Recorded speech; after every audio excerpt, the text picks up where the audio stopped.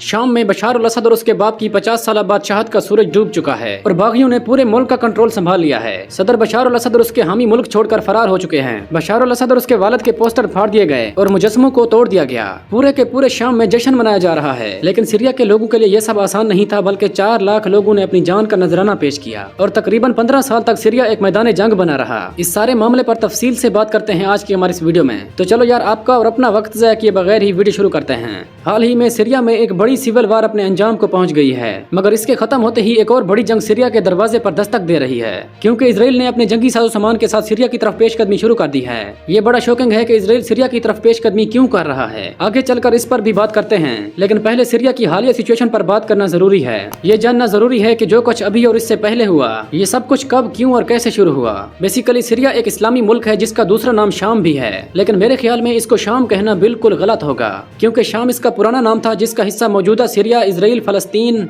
उर्दन और तुर्की भी थे। लेकिन अब इन ममालिक की अलहदगी के बाद इसको सीरिया कहा जाता है। सीरिया की टोटल पॉपुलेशन में से 74% आबादी सुन्नी मुस्लिम की है, जबकि सीरिया में 16% आबादी शिया मुस्लिम की है। यानी सीरिया में सुन्नी मुस्लिम एक बड़ी तादाद में मौजूद हैं। लेकिन हैरानी की बात तो यह है कि पिछले 50 सालों से सीरिया में शिया की हुकूमत थी और हुकूमत की सारी कबीना भी शिया अफराद पर मुश्तमिल थी। अब इस पर पहला सवाल ये उठता है कि अगर मेजोरिटी में सुन्नी थे तो शिया के पास हुकूमत आई कैसे। ये सब शुरू हुआ साल 1970 से, जब बशार अल असद के वालिद हाफिज अल असद सीरिया की आर्मी में एक अहम ओहदे पर फाइज थे और उसने अपनी ताकत का इस्तेमाल करते हुए मुल्क भर में मार्शल लॉ लगा दिया और खुद को सीरिया का प्रेसिडेंट डिक्लेयर कर दिया था।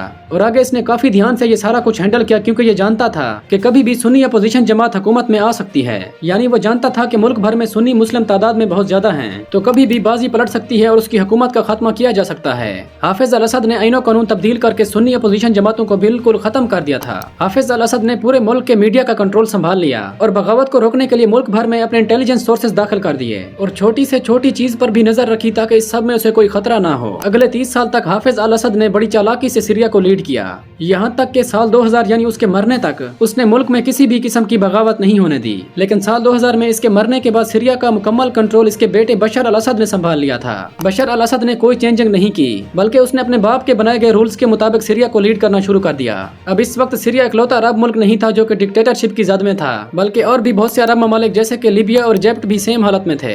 लेकिन इन सब में आहिस्ता आहिस्ता करके बगावत की आग फैल गई, जिसने मुअम्मर कज़ाफ़ी जैसे डिक्टेटर को भी अपनी लपेट में ले लिया था। और इसी तरह कई अरब ममालिक में डिक्टेटरशिप का खात्मा हो रहा था और इस चीज का डर सीरिया में बशार अल असद ने भी महसूस कर लिया था।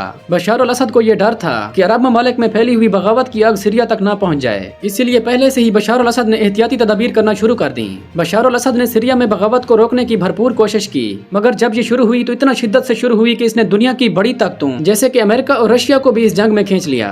सीरिया में बगावत बड़े हैरानकुन अंदाज में शुरू हुई। साल 2011 में मुआविया नाम के एक लड़के ने रेडियो और टेलीविजन के जरिए पड़ोसी ममालिक में चलती हुई डिक्टेटरशिप के खिलाफ बगावत के बारे में सुना।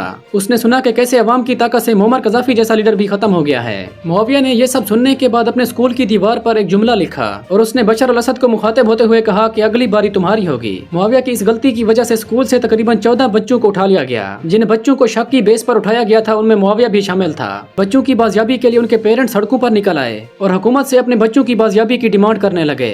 बच्चों को छोड़ने के बजाय उन लोगों ने एक ऐसा जुमला बोला जो बाद में जाकर बशार अल असद के हुकूमत के खात्मे की वजह बना। उन लोगों ने पेरेंट्स को कहा कि इन बच्चों को भूल जाओ और दोबारा जाकर बच्चे पैदा करो। अगर नहीं कर सकते तो इनकी माएं। इस एक जुमले की वजह से पूरे सीरिया के लोगों में गुस्से की एक लहर दौड़ी। बहुत से शहरों में लोग प्रोटेस्ट करने लगे, जिसे रोकने की कोशिश में बशार अल असद की हुकूमत ने मजीद जुल्म किए, जिसकी भनक पूरे मुल्क में लग गई और अब मुल्क भर से लोग उन बच्चों और उनके वालिदैन के हक में प्रोटेस्ट करने लगे। इस प्रेशर के सामने बशार ने घुटने टेक दिए और छोड़ दिया, मगर छोड़ देना बशार अल असद की दूसरी गलती थी, क्योंकि उसने सोचा तो यही था कि जब वो छोड़ देगा तो मामला ठंडा पड़ जाएगा। मगर मामला मजीद बिगड़ गया, क्योंकि जब लोगों ने उन बुरी हालत देखी और सीरिया के लोगों में हुकूमत के खिलाफ मजीद नफरत पैदा हो गई और लोग एक बार फिर से भरपूर ताकत के साथ प्रोटेस्ट करने लगे। और इस बार वो चाहते थे कि बशार अल असद रिजाइन कर दे और सीरिया से डिक्टेटरशिप का खात्मा हो जाए। और बशार अल असद ने ये प्रोटेस्ट रुकवाने के लिए मुजाहिरीन पर सीधी गोलियां चलवा दी, यहाँ तक कि उसने अवाम के सामने हेलीकॉप्टर तो जंगी टैंक लाकर खड़े कर दिए। और बशार अल असद ने ये ऑर्डर जारी किए कि अगर सबको भी मारना पड़ता है तो मार दो, लेकिन ये बगावत नहीं होनी चाहिए। भले ही रहे लेकिन फिर भी बगावत से बाज नहीं आए। मगर हुकूमत ने भी उन पर इंतहा कर दी। लेकिन वो लोग जो जख्मी होकर अस्पताल जाते तो हुकूमत उन्हें अस्पताल से उठाकर कैद कर लेती, या यहाँ तक कि डॉक्टरों को मस्जिद में जाकर जख्मियों का इलाज करना पड़ा। सीरिया में मौजूद अल उमरी मस्जिद, जिसमें डॉक्टर्स दवाइयाँ लेकर जख्मियों का इलाज कर रहे थे, हुकूमत ने उस मस्जिद पर भी हमला कर दिया और मस्जिद में मौजूद तमाम मरीजों और डॉक्टर्स को दिया गया। सीरियन आर्मी के वो नौजवान जिन्होंने अपने लोगों पर गोली चलाने से मना कर दिया था, उन सबको दिया गया। आखिरकार इन हालात से तंग आकर फ्री सीरियन आर्मी की बुनियाद रख दी गई। इस आर्मी को मुल्क भर के बागियों ने ज्वाइन किया और फ्री सीरियन आर्मी का मकसद ये था कि अब सीरिया की हुकूमत को गोली का जवाब गोली से दिया जाएगा। और फ्री सीरियन आर्मी का प्लान ये था कि वो आहिस्ता आहिस्ता करके पेशकदमी करेंगे और सीरिया के तमाम हिस्सों पर कब्जा करेंगे।